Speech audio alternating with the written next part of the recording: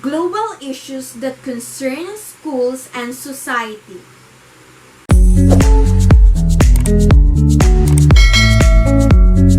Hey guys, welcome back to my channel. This is me again, Teacher Pauline, and today let's enumerate the global issues that concern schools and society. Barriers to education that children living in poverty face. Children living in poverty face many barriers to accessing an education. Some are obvious, like not having a school to go to, while others are more subtle, like the teacher at the school not having had the training needed to help children learn effectively. Increasing access to education can improve the overall health and longevity of a society, grow economies, and even combat climate change. Yet, in many developing countries, children's access to education can be limited by numerous factors. Language barriers, gender roles, and reliance on child labor can all stall progress to provide quality education. The world's most vulnerable children from disadvantaged communities, including young girls and children with disabilities, are more likely to miss out on school. A lack of funding for education. Lack of financial resources devoted to education can be evidenced in many ways, including lack of schools and other facilities, insufficient classrooms, insufficient, underpaid, and or insufficiently trained teachers, lack of management and supervision, lack of and or poor quality textbooks and other learning materials, and insufficient attention to standards and quality assurance. Each and every one of these results of insufficient funding can act as a barrier to any child seeking a primary education. By far, the greatest financial contribution to primary education comes from domestic funding, depending on the country. This may be from public, the most common, or private sources. When a country is poor, it probably will not have sufficient domestic funds to pay for the provision of a quality education for all. Although it has been mandated by the Philippine Constitution for the government to allocate the highest proportion of its government to education, the Philippines remains to have one of the lowest budget allocations to education among ASEAN countries. Having no teacher or having an untrained teacher. Teacher effectiveness has been found to be the most important predictor of student learning. There aren't enough teachers to achieve universal primary or secondary education, and many of the teachers that are currently working are untrained. As a result, children aren't receiving a proper education. There are 130 million children in school who are not learning basic skills like reading, writing, and math. Globally, the UN estimates that 69 million new teachers are required to achieve universal primary and secondary education by 2030. To offer every child primary education, 25.8 million school teachers need to be recruited. Meanwhile, in 1 out of every 3 countries, less than 3/4 of teachers are trained to national standards. No classroom. A child cannot learn without the right environment. Children in many countries are often squeezed into overcrowded classrooms. Classrooms that are falling apart or are learning outside. They also lack textbooks, school supplies, and other tools they need to excel. It's not just a lack of classrooms that's the problem. but also all the basic facilities you would expect a school to have, like running water and toilets. When girls don't have access to safe toilets, they are often harassed or attacked when looking for a private place to go. Girls also miss or drop out of school when they begin menstruating if they don't have the sanitation facilities or sanitary products to manage their periods with pride and dignity. A lack of learning materials. Outdated and worn-out textbooks are often shared by 6 or more students in many parts of the world. Workbooks, exercise sheets, readers, and other core materials to help students learn their lessons are in short supply. Teachers also need materials to help prepare their lessons, share with their students, and guide their lessons. The exclusion of children with disabilities.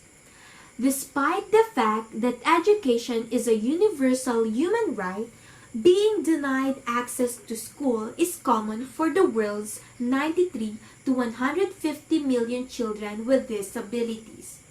In some of the world's poorest countries, up to 95% of children with disabilities are out of school. Students with disabilities have lower attendance rates and are more likely to be out of school or leave school before completing primary education. They are suspended or expelled at a rate more than double the rate of their non-special education peers.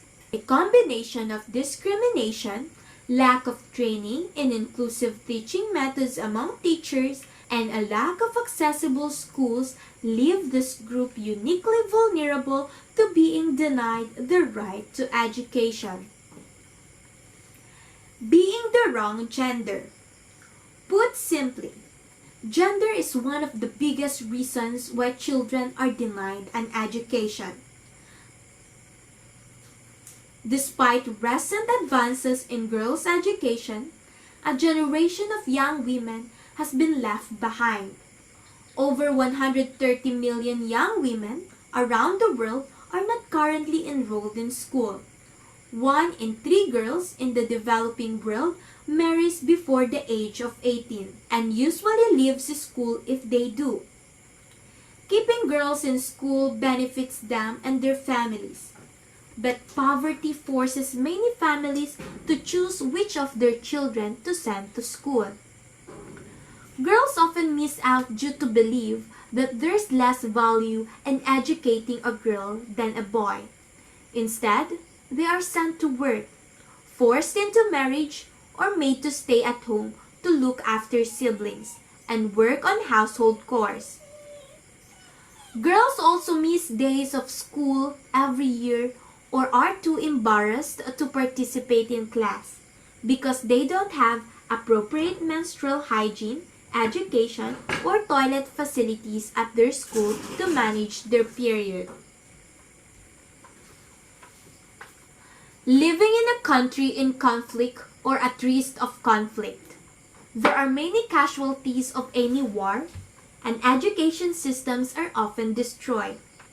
Children exposed to violence are more at risk of underachieving and dropping out of school. Nearly 250 million children are living in countries affected by conflicts.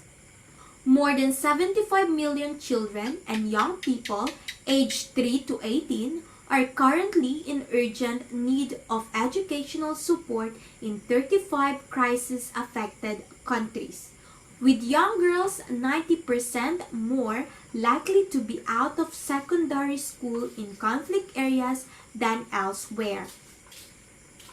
Conflict prevents governments from functioning.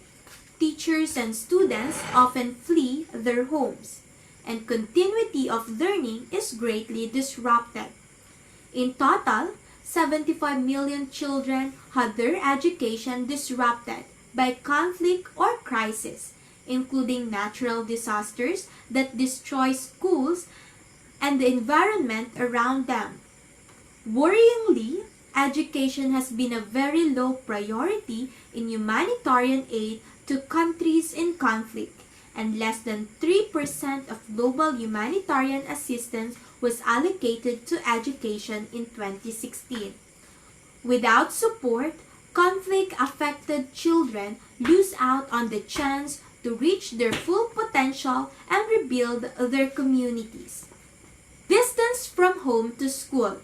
For many children around the world, a walk to school of up to 3 hours in each direction is not uncommon. This is just too much for many children, particularly children living with a disability, those suffering from malnutrition or illness, or those who are required to work around the household.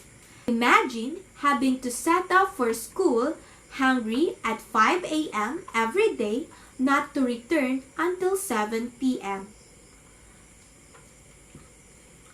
Many children, especially girls, are also vulnerable to violence on their long and hazardous journeys to and from school. Hunger and poor nutrition. The impact of hunger on education systems is gravely underreported. Being severely malnourished to the point it impacts on brain development can be the same as losing 4 grades of schooling. It is estimated that around 155 million children under the age of 5 are estimated to be stunted. Stunting, impaired growth and development that children experience from poor infection and inadequate stimulation, can affect a child's cognitive abilities as well as their focus and concentration in school. As a result, stunted children are 19% less likely to be able to read by age 8. Conversely, good nutrition can be crucial preparation for good learning. The expense of education. The Universal Declaration of Human Rights makes clear that every child has the right to a free basic education, so that poverty and lack of money should not be a barrier to schooling.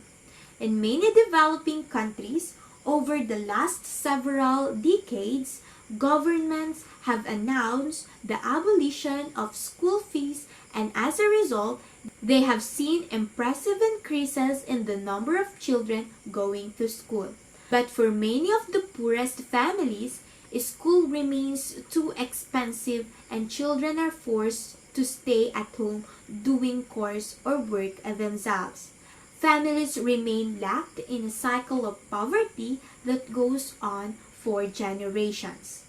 While education is theoretically free, in practice, informal fees see parents forced to pay for compulsory items like uniforms, books, pens, extra lessons, exam fees, or funds to support the school buildings. Education is one of the most powerful instruments for reducing poverty and inequality and for laying the basis for sustainable growth.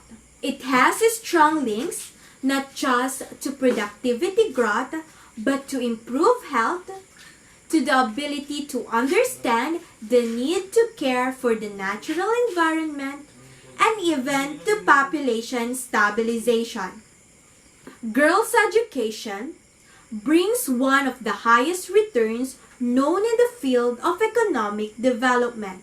So education, like poverty, is an underlier issue par excellence, and both are strongly linked.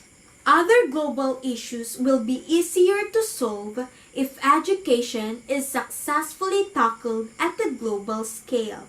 Finally, the New World economy, with its knowledge intensity, requires a leap forward in each country's education effort, from primary to higher education, and even to lifelong learning and the accreditation of competencies. If that does not happen in a very large number of countries, expect even greater inequalities between countries over the decades to come. Research shows that until a country's population reaches a threshold of about 6 years of schooling on average, it remains trapped in a lower return economy prone to bad governance. And the New World economy is sure to bump this threshold up some more over the next 20 years. Globally, education can either be a great equalizer or a great divider.